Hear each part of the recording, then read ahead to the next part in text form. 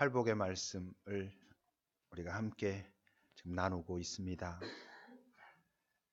심령의 가난, 이젠 아시죠?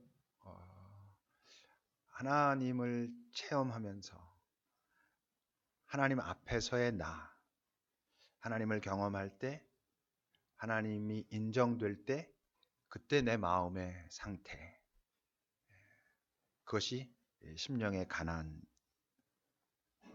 내 노력만으로는 그러니까 안 되는 거죠. 그분의 은혜가 동반될 때 비로소 심령의 가난한 상태는 우리가 경험하게 됩니다. 그 은혜는 여러 형태로 다가오는데요. 때로는 주님께서 나를 용서하시는 마음이 내게 확 올라오는 순간들이 있을 수 있어요. 아, 주님이 나의 이 탄식을 들으시는구나. 나의 연약함을 아시고 나를 치유하고 회복하기를 원하시는구나 하는 그 주님의 어떤 움직임이 나를 확 잡는 어떤 순간이 있어요. 그건 경험해 봐야 알아요. 그때 내 마음의 자세가 그의 심령의 가난이에요. 때론 내 삶의 어떤 현장에서 그분이 나를 도우시고 나를 이끌어 가셔서 내가 여기서 살게 하시는구나 라고 하는 것이 내게 확 다가오는 순간들이 있어요. 그래서 우리가 그렇게 고백한다고 하잖아요. 이렇게 매일매일 예배하고 이러면서도 어떤 그런 자리에 가면 내 입술에서 나오는 찬양의 고백이 뭐냐 하면 하나님 정말 당신은 살아계십니다. 이런 고백. 그런 고백이 나오는 순간에 내 마음의 그 상태가 심령의 가난이에요.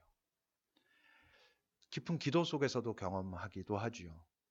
그분 앞에 나를 가만히 내어드리면서 가만히 있는 어떤 그 순간, 나도 알지 못하는 어떤 순간, 그저 내 감정의 유희로가 아니라 그분이 나를 엄습하는 이런 순간들이 있어요. 그때 내 마음의 상태가 심령의 가난이에요. 때론 그냥 갑자기 전혀 의식하지도 못하는 순간 그런 상태가 되기도 해요. 뭐 예를 들면 수도원 같은 이런 곳에서 그냥 침묵을 유지하고 이렇게 하고 있다가 오늘 아침에 눈을 이렇게 떴는데 그 순간 갑자기 하나님의 은혜와 영광이 나를 확 엄습하는 그런 순간들도 있을 수 있어요. 그게 심령의 가난이에요. 무엇보다 이 심령의 가난이 우리가 순종한다라고 할 때 그 순종의 전제라고 할 수 있어요. 순종은 동의하는 게 아니잖아요.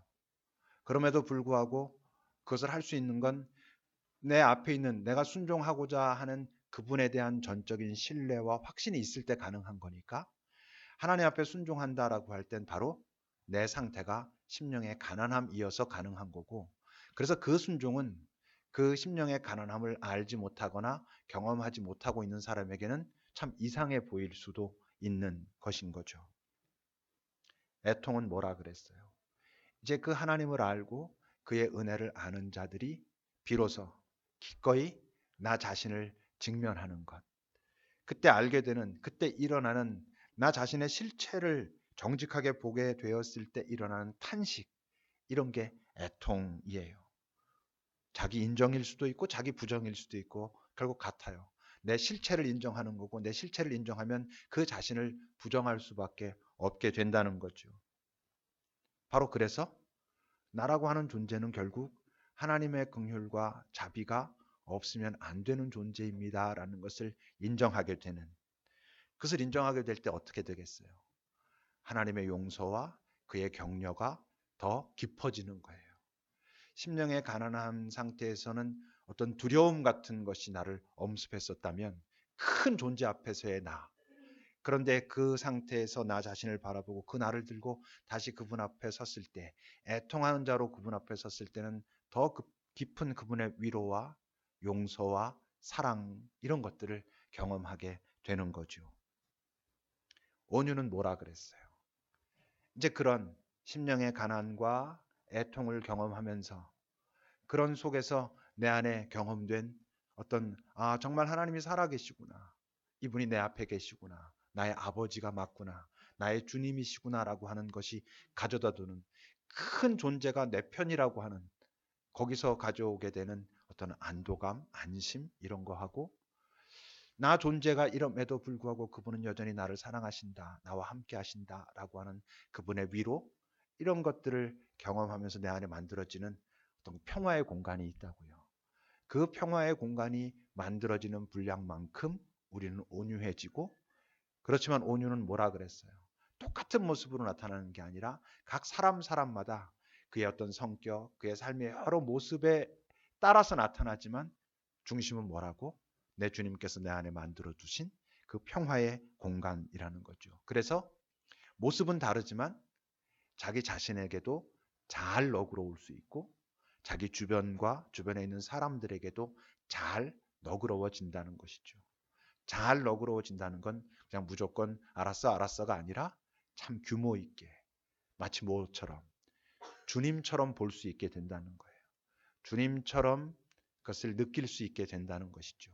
마치 예수님께서 처음 그 베드로를 만났을 때, 그 안드레가 이렇게 데리고 가가지고 만났을 때 예수님이 뭐라 그러셨어요? 네가 지금은 요한의 아들 시몬이지만 장차 내가 너를 개발하겠다, 반석으로 만들어 가겠다, 베드로로 만들어 가겠다라고 하시고, 주님은 그런 모습이 될 때까지 그를 기다리고 참으셨죠. 그의 많은 실수와 실패 가운데서도 그의 되어질 모습을 기대하셨고 포기하지 않으셨고 그를 온유하게 대하신 것이죠. 그래서 결국 그를 베드로로 만들어 가시죠. 이를테면 그가 3번이나 예수님을 부인했을 때 누가복음에 보면 그때 주님께서 돌이켜서 베드로를 보셨다 하는 장면이 있어요. 그 눈빛이 어떤 거였겠어요? 너 내가 3번이나 부인한다고 경고했는데도 결국 부인해? 바보 같은 놈. 이런 눈빛이었겠어요? 아니죠. 너의 그 두려움을 안다. 네가 머리로는 정말 그러지 말아야지 하면서도 딱 그 순간이 됐을 때 너도 모르게 터져 나오는 난 저 사람 몰라요 라고 말하고 있는 너의 그 연약함을 내가 안다. 그게 그분의 온유이고, 그런 주님의 온유와 기다림이 결국 그를 베드로 되게 했지요. 예수님께서 만났던 그 많은 죄인들, 왜 그 죄인들이 다른 사람들에게는 항상 위축돼 있고 두려워하고 피했었는데 예수님께는 그냥 계속 서 있을 수 있었겠어요? 예수님께서 보시는 건 그들이 그동안 지었던 죄. 사람들은 그래서 그들을 죄인이라고 얘기하는데, 그들이 했던 실패들, 도저히 안 되는 어떤 마음의 열등감들을 주님은 죄를 보신 게 아니라 그 죄로 인해서 탄식하고 있는 그들의 영혼, 그들의 의식 위에는 여전히 악한 것 같고 자기를 움켜쥐고 나 이래야만 살 수 있어. 그래서 주변에 있는 사람들이 보면 참 저 사람 너무 힘들어 라고 말하는데 주님은 그 더 깊은 곳에 있는 그들의 탄식을 보셨고, 그래서 그들을 결국 당신의 품으로 인도하시죠. 그게 그분의 온유였습니다. 땅이 되는 사람. 오늘은 이제 4번째. 의에 줄이고 목마른 자가 복이 있다. 그들이 배부를 것이다 라고 하는 말씀입니다. 우리 모든 사람들은, 지금 여기 있는 여러분들도 뭔가 소원하는 게 있잖아요. 뭔가 다 우리는 뭔가를 갈망하고 있어요. 물론 삶이 너무 어떤 고난과 아픔 속에, 두려움 속에 있을 땐 내가 지금 뭘 원하는지도 잘 모를 수도 있어요. 그러나 대부분은 내가 지금 뭘 원하는지 알고 있죠. 정말 이거는 내가 꼭 갖고 싶다, 되고 싶다, 하고 싶다, 이런 어떤 것들이 우리에게는 다 있습니다. 근데 문제는 뭐냐 하면 대부분 내가 무엇을 원하는지는 알고 있는데 지금 그것을 내가 그렇게 원하는 내 이 뿌리가 뭔가는 잘 몰라요. 그냥 저게 좋아 보이고 남들이 가지고 있고 남들보다 저걸 가지고 있어야지 좋을 것 같고, 또는 나도 저건 가져야지 남들이랑 비슷해질 것 같고, 그런 어떤 것들 때문에 내가 저것을 갖고 싶다 또는 되고 싶다 하고 싶다라고 하는 어떤 갈망은 있는데, 그래서 그게 뭔지는 알고 있는데 내가 왜 그것을 원하고 있는지, 도대체 내 안에 있는 무엇이 저것이 없으면 안 될 것 같이 나를 이끌어 가는지에는 그렇게 크게 관심이 없어요. 그래서 그런 말이 있어요. 결국 우리 인간을 불행으로 이끌어가는 원천은 크게 2종류라고 말할 수 있다. 하나는 자기가 그 원하는 것을 갖지 못해서 사람은 불행하고, 또 한 가지는 뭐냐 하면 자기가 원하던 것을 가져서 불행해진다. 이렇게 말해요. 그게 무슨 소리겠어요? 내가 갈망하고 있는 그것이 나를 행복하게 하지 못할 수도 있다는 거죠. 더 나아가서 내가 갈망하는 그것이 내 인생을 망가뜨릴 수도 있다고 하는 것이죠. 여러분들이 자주 우리가 고백의 기도를 할 때 듣는 말씀인데 이사야 55장 2절에 보면 하나님께서 이렇게 탄식하세요. 네가 어찌해서 양식이 아닌 것을 위해서 은을 달아주며 배부르게 하지 못할 것을 위해서 수고하냐. 내게 와서 들어라. 그래야 너희들이 진짜 좋은 것을 먹을 것이며, 다른 말로 하면 네가 정말 무엇을 원해야 하는지 알게 될 것이며, 너희들이 충만하고 즐겁고 진짜 기쁨, 다시 말하면 정말 행복해질 것이다 라고 말씀하고 계세요. 성경에는요, 이 말씀을 아주 정말 절감한 사람 한 명이 등장하지요. 누구냐 하면 바로 솔로몬 왕이에요. 전도서를 기록한 그 전도자 솔로몬이라고 하지요. 그 솔로몬이 그 전도서를 기록하는데 전도서가 12장으로 되어 있는 책이에요. 그 전도서는 일종의 교훈집이에요. 인생을 이렇게 살아야 된다라고 그 교훈하고 있는 교훈집인데 그 교훈집을 시작하는 첫 시작이 이래요. 전도서 1장 2절과 3절을 보면 전도자가 이르되 어떻게? 헛되고 헛되며 헛되고 헛되니 모든 것이 헛되다. 해 아래서 수고하는 이 모든 수고가 뭐가 내게 사람에게 유익한가라고 탄식해요. 그러니까 전도서를 왜 기록했겠어요? 자기가 나름대로 왕으로 이것저것 하고 싶은 대로 다 해보고 갖고 싶은 것도 가져보고 그랬는데 그게 헛되다라는 거예요. 이게 단순히 인생이 헛되다 이런 의미는 아니에요. 뭐가 헛되다는 거예요? 내가 갖고 싶은 것, 내가 하고 싶은 것, 그거 가지면 내가 좋을 줄 알고 내가 하고 싶은 대로 했고 힘이 생겼을 때는 더 그것을 할 수 있었고 그래서 다 했는데 이게 아니더라. 이게 날 행복하게 하지 않더라 라고 말하고 있는 거죠. 이렇게 시작한 전도서가 이제 마지막 결론의 부분에 가면 이 전도자 솔로몬이 자기 후배들에게 이렇게 권면해요. 전도서 11장 마지막부터 보면요. 이렇게 이야기합니다. 청년이여 네 어린 때를 즐거워하며 네 청년의 날들을 네 마음에 기뻐하여 마음에 원하는 대로 또 네 눈이 보는 대로 그렇게 해봐라 라고 말해요. 도전하는 거예요. 네가 원하는 대로 정말 네가 원하는 것 한번 해보려고 해봐라. 그렇지만 기억해야 될 게 있다라는 거지요. 하나님이 이 모든 일로 말미암아 너를 심판하실 것이다. 그래요. 이게 꼭 뭐 너 이 다음에 잘못하면 지옥 가 이런 의미겠어요? 그게 아니고 이 심판은 실제로 우리 스스로 우리가 받아요. 어떻게? 바로 솔로몬이 말했던 헛되고 헛되니 헛되고 헛되다. 여러분 이게 심판이지 뭐겠어요? 여기는 우리들이 다 나름대로 원하는 것이 있고 그 원하는 것을 위해서 애쓰고 노력하고 막 갔는데 이제 내 삶이 마무리될 즈음 내 삶을 돌아보니까 내가 얼마나 애썼는데 얼마나 노력했는데 내 주변에 있는 사람들이 나한테 너 진짜 힘들게 애쓰며 산다라고 했는데 헛되다라고 말하는 것 자체가 그게 심판받는 것이죠.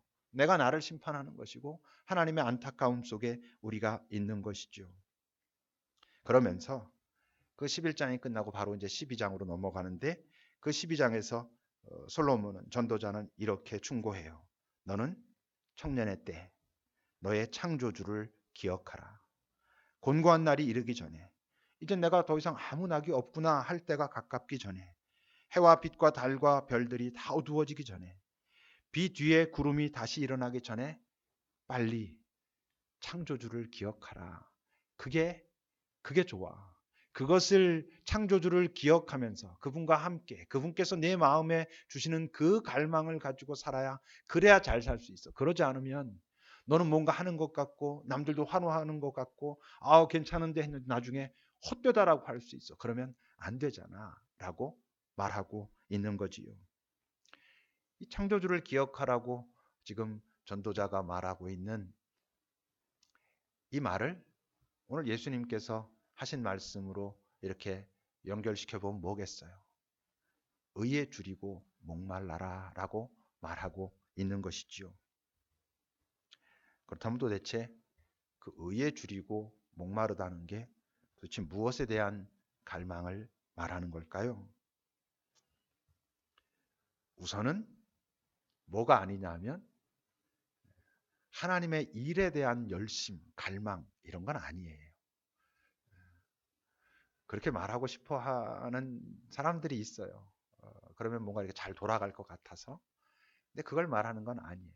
더 좁혀서 교회 일을 말하는 건 더 아니에요. 긍정적인 의미에서도 그래요. 그저 우리가 생각하는 뭐 헛된 어떤 하나님의 일이라고 하는 어떤 인간의 욕심 이런 거 아니고 정말 긍정적인 의미의 하나님의 일에 대한 갈망도 아니라는 거예요. 의에 대한 이 갈망이 그보다 더 본질적인 거예요. 하나님의 일로 말한다면 하나님의 일은 어떤 사람들이 하는 게 가장 좋은 거냐 하면 의에 줄이고 목말라서 그래서 주님의 은혜로 배불러진 사람들이 그 하나님의 일을 할 때 가장 잘 할 수 있어요. 주님처럼 보고 주님께서 이것을 이 상황과 이 일을 어떻게 원하시는가, 어떻게 되기를 원하시는가를 잘 볼 수 있고 딱 주님께서 기대하시는 만큼의 에너지와 노력으로 할 수 있기 때문에 그래서 그래요. 최소한 그 하나님의 일은 의에 줄이고 목마른 자들이 해야 돼요. 아직 배부른 것까지는 못 갔어도 적어도 의에 줄이고 목말라 하는 자들이 감당해야 정말 잘할 수 있어요. 이 땅에 많은 하나님의 일이 있고 교회에 많은 사역이 있는데 왜 여러 문제가 발생합니까? 하나님의 일이라고 이름 붙여놓고 하고 있기는 한데 실제로 그들의 내면 속에는 의에 대한 갈망이 없어요. 의에 줄이고 목마르지 않아요. 당연히 그런 배부름을 경험해 보지 못했어요. 하나님의 일이라고 말하지만 실제로는 자신의 일이고 자기의 욕심이고 다른 사람들과의 비교고 이래요. 그러니까 하나님의 일이라고 말해도 실제로는 하나님의 영광이 드러나지 않는 것이죠. 그렇다고 해서 이 의에 대한 갈망이라는 것이 이 의라는 것이 뭐 어떤 하나님께서 주시는 평화, 하나님의 위로 이것도 아니에요. 하나님의 평화를 갈망하고 위로를 갈망하는 게 되게 필요한 것이긴 하지만 이 지금 예수님께서 말씀하신 의에 대한 갈망이 그것 자체에 대한 갈망은 아니에요. 물론 의에 줄이고 목마른 자들에게 결국 하나님께서 주시는 선물인 것은 맞아요. 주님의 평화, 주님의 위로 이것이 의에 줄이고 목마른 자들이 결국 경험하는 것이고 받을 선물인 건 맞지만 의 자체가 하나님의 평화고 위로는 아닌 것이죠. 당연히 뭐겠어요. 하나님 자체죠. 우리가 경험하는 것으로 말한다면 우리 안에 하나님께서 두신 하나님 형상 같은 거예요. 의에 줄이고 갈망한다는 건 다시 말하면 내 안에 생긴 하나님의 형상이 어떻게 생겼다고? 우리 모두는 다 대문자 씬의 존재로 태어나므로 하나님을 알지도 못하고 그의 마음을 느낄 수도 없는 그냥 자연인으로 살다가 예수 그리스도를 우리가 만나고 믿음으로 우리가 거듭난다는 게 우리의 육체, 우리의 혼이 거듭나는 거 아니라 했죠.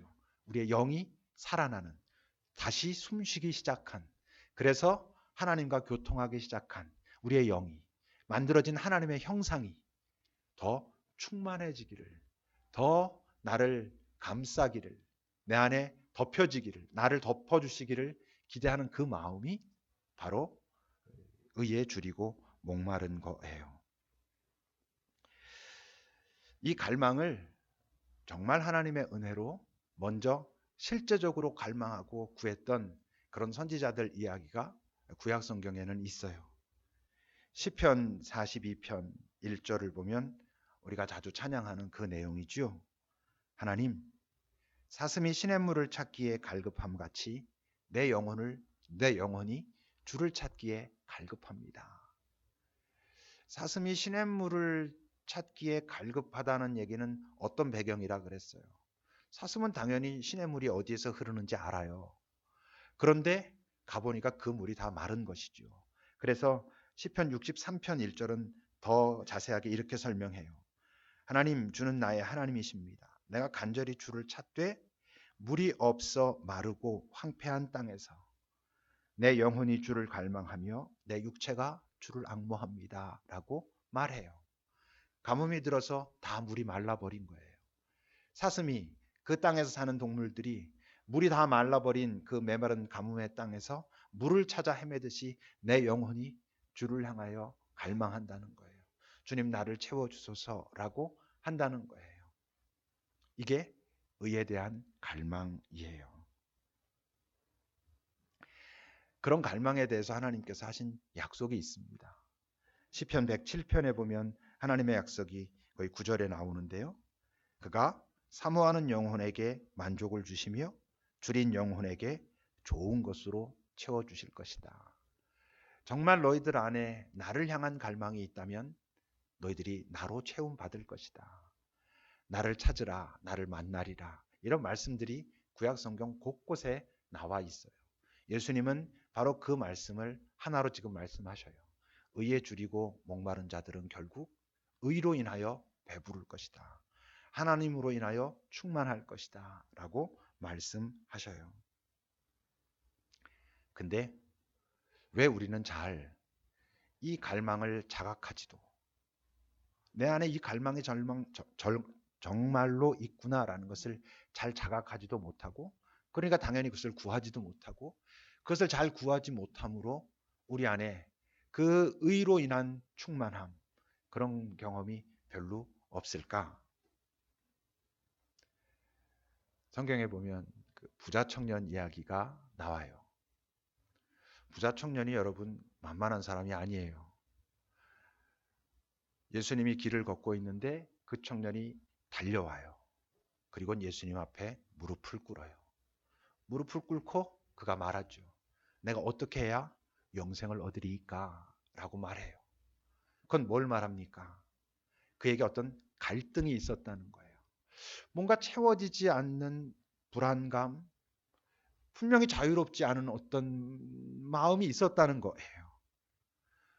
예수님이 먼저 그를 확인하기 위해서 말씀하시죠. 네가 모든 계명을 다 지켰느냐라고 말씀하셔요. 말하죠.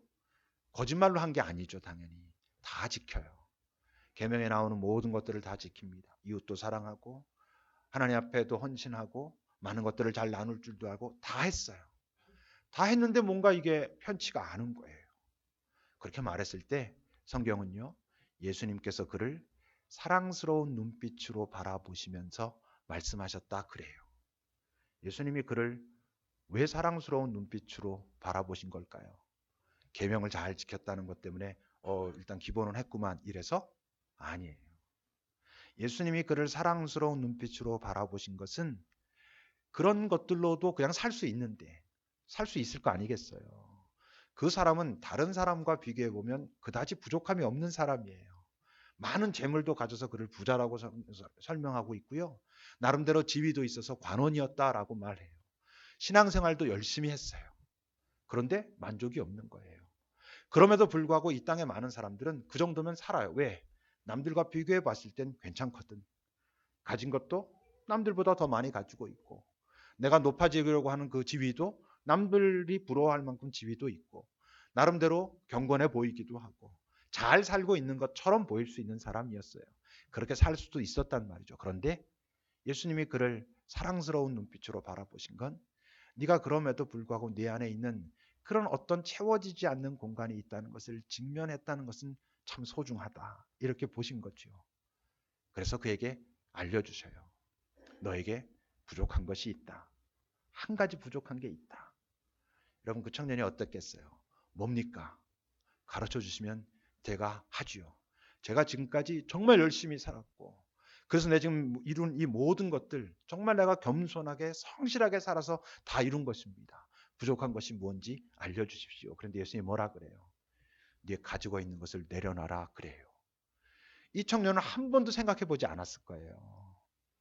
부족한 것이라고 하는 주는 단어의 의미는 뭔가를 더 채워야 되는 거잖아요. 그러니까 말씀해 주시면 제가 하죠. 제가 뭐 모든 노력을 다해서 하겠습니다 하려고 그랬는데 네가 가지고 있는 것을 내려놓으래요.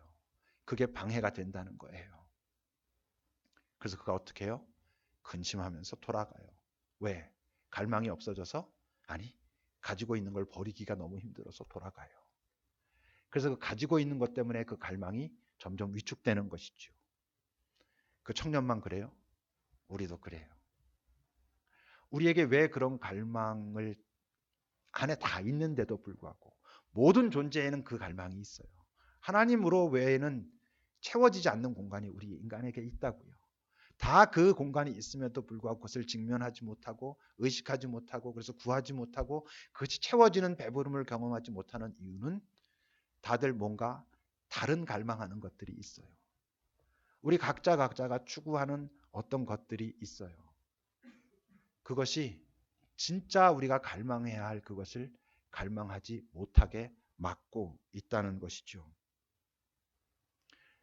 그러니까 실제로 이 청년은 갈망한 건 아니에요. 뭐만 했어요? 갈등한 거예요. 뭔가 이 두 개의 부딪힘이 있다는 것은 느꼈어요.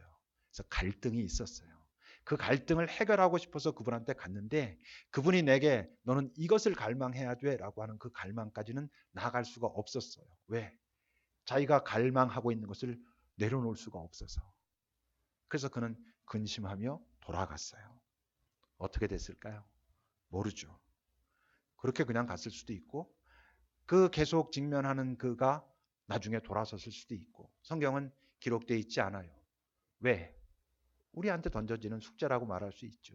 그게 바로 너야 라고 말씀하고 계신 거겠죠.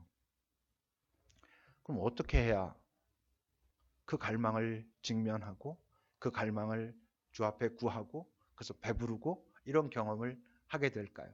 어떤 존재가 그 시편의 그 기자들처럼 내 영혼이 정말 땅이 메말라서 물을 한 톨도 한 방울도 찾을 수 없는 그 자리에서 동물들이 그 물을 찾듯 내 영혼이 당신을 갈망합니다. 나를 당신으로 채우소서라고 할 수 있는 존재가 될까요? 또 똑같은 패턴이에요.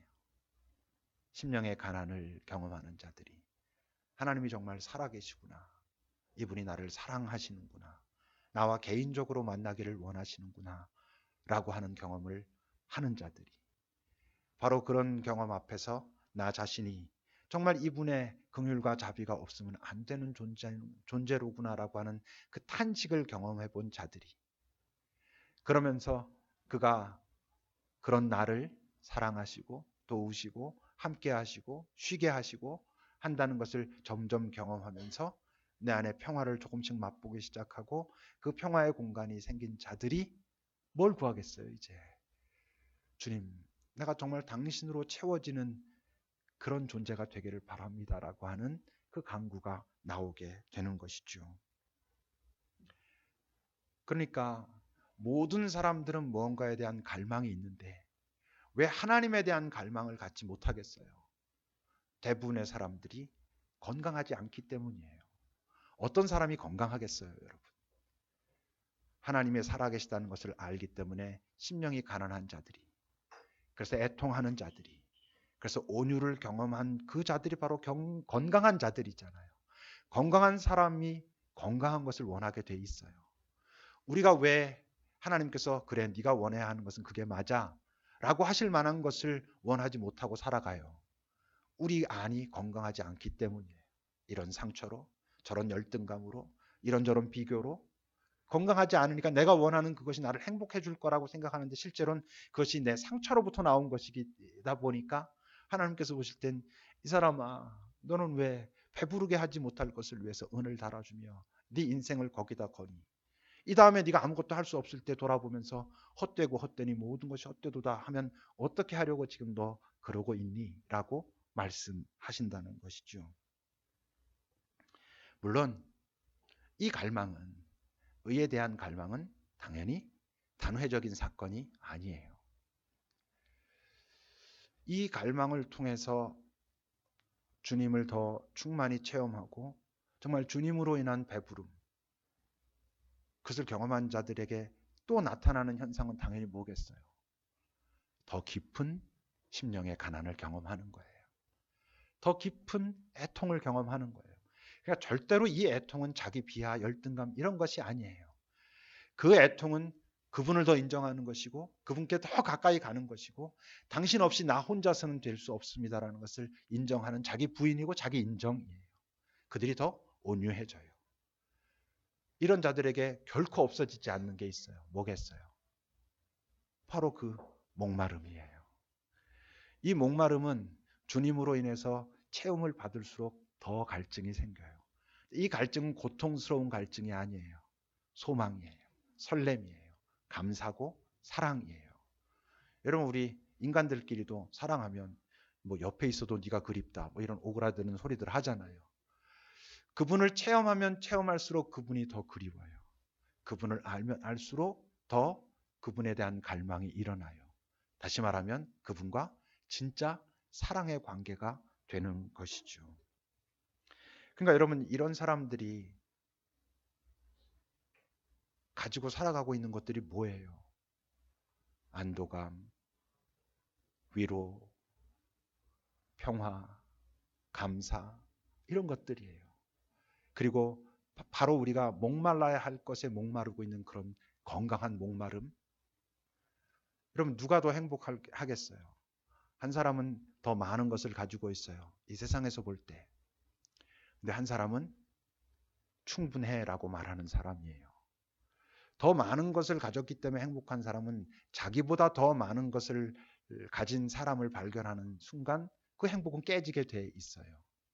근데 이미 다른 것으로 채워져 있어서 그 채워진 것으로 살아가는 과정 속에 내게 필요한 것들, 그것이 얼만큼이든지 내가 가지고 있는 것으로 충분하고 감사해 라고 말할 수 있는 사람은 상황과 다른 사람이 가진 것에 휘둘리지 않아요. 그래서 그들이 흔들리지 않는 그런 평화를 가지고 살아가는 사람들이에요. 성경에는요, 너무 늦게 목말라 한 사람을 소개하고 있어요. 부자와 나사로 비유를 아시죠? 부자는 모든 것을, 많은 것을 가지고 있었어요. 떵떵거리고 살았어요. 그 집 앞에 거지 나사로가 살았어요. 그는 온몸에 헌대가 나서 그걸 막 혀로 핥고 이러면 살다가 둘 다 이 땅을 마쳤다라고 예수님이 비유로 말씀하시는 거죠. 근데 거기에 보면 이런 장면이 나와요. 누가복음 16장 24절에 보면 그 부자가 음부에서 하는 이야기예요. 탄식이에요. 아브라함이여 나를 긍휼히 여기사 나사로를 보내서 그 손가락 끝에 물을 찍어서 내 혀를 서늘하게 하소서. 왜? 내가 목마릅니다 라고 말하고 있는 거예요. 이게 꼭 뭐 죽으면 지옥 가 이렇게만 받아들일 필요가 뭐가 있겠어요. 우리 인생이 아까 솔로몬이 자기가 살 만큼 살고 나서 돌이켜보니까 다 헛되다. 이렇게 살면 안 되는 게 맞구나. 그래서 후배들한테 우리들한테 지금 말하고 있는 것처럼 내가 더 이상 어떻게 할 수가 없구나라는 것을 알게 되는 그 순간 아, 내가 정말 갈망해야 될 게 이거였네. 근데 그게 더 이상 안 되게 되면 너무 늦게 목말라 하는 것이잖아요. 근데 여러분, 한번 이런 가정을 해보세요. 만약 이 부자가 알고 봤더니 그 청년이야. 그 왔던 부자 관원. 그 부자 관원이야 사실은 이 부자가. 실제 그런 얘기는 없어요 성경에. 이제 가정을 해보자는 거지요. 만약 이 부자가 바로 그 청년이었다면 이 사람은 정말 얼마나 억울하겠어요. 분명히 자기에게 그런 갈망이 있다는 것을 본 적이 있었는데 분명히 내 주님께서 그것을 나에게 말씀하셨고 나랑 그 부분을 채워가자라고 말씀하셨었는데 근데 나는 내가 가진 것, 그 갈망 이전에 내가 갖게 된 갈망에 내가 묻혀가지고 그걸 갈망하느라 이 정말 갈망해야 할 것을 갈망하지 못하고 살았고 이제 너무 늦어버렸구나. 그러면 그건 너무 억울할 일이잖아요. 딴 사람 얘기겠어요? 우리 얘기죠. 우리 안에도 여러분 우선 갈등은 다 있으시죠. 왜 그 갈등이 있는 거겠어요? 내 주님께서 기대하시는 갈망과 우리가 이 세상에서 갈망하고 있는 갈망이 부딪히기 때문에 일어나는 갈등이잖아요. 그 갈등 속에서 우리가 가져야 될 갈망을 발견하셔야 돼요. 그리고 그걸 들고 주님 앞에 나와야 돼요. 주님, 전 사실 이 갈망이 아직 좀 어렵고 이 갈망이 뭔가 손해보는 것 같고 이래도 되나 하는 불안감도 같이 있지만 이 갈망이 채워지기 전에 내 다른 갈망이 건강할 수 없다면 주님 먼저 내게 이 갈망을 당신으로 채우소서라고 고백할 수 있어야 되죠. 여러분, 그것이 건강하게 사는 거예요. 그게 잘 사는 거예요. 하나님께서 내가 너를 채워줄 수 있어서 내가 네 안에, 네가 내 안에 있어서 내가 참 기쁘다 하는 인생으로 살아가는 거예요. 기도하겠습니다. 잠시 살펴보시죠. 나는 무엇을 갈망하고 있는가? 정직하게 나는 요즘 정말 첫 번째 갈망이 무엇인가? 그게 정말 의에 줄이고 목마른 그 갈망을 배경으로 해서 갈망하는 것인지, 아니면 그것을 덮어두고 다른 갈망인지, 그래서 없어지지 않는 갈등이 존재하고 있는 것인지 한번 살펴보세요.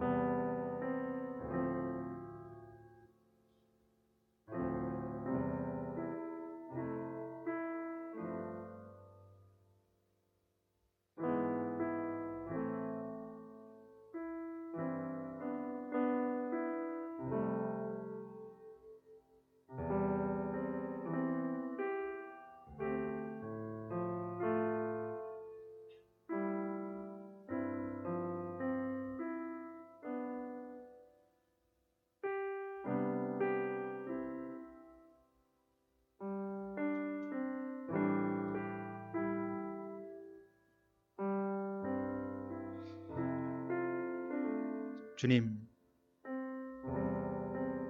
우리들 중 누구도 이 담에 헛되고 헛되다 하면서 주님을 향하여 왜 나에게 가르쳐주지 않았느냐고 원망할 수 있는 사람은 없다는 것을, 주님은 꾸준히 여전히 우리를 그 갈망으로 초대하고 계시다는 것을, 때론 고난을 통하여, 때론 위로를 통하여, 때론 작은 속삭임을 통하여 우리에게 말씀하고 계시다는 것을, 우리가 다른 갈망에 온갖 마음을 뺏겨 그것을 듣지 못하고 있을 뿐이라는 것을 우리가 잘 기억하고 주님께 귀 기울이는, 내 갈망을 일으켜 세워주기부터 구하며 그 갈망을 자각하며 그 갈망으로 주 앞에 나갈 수 있기를, 배부른 자의 평화가 무엇인지 이 땅에 보여주는 우리가 되기를 바랍니다. 예수님의 이름으로 기도합니다. 아멘.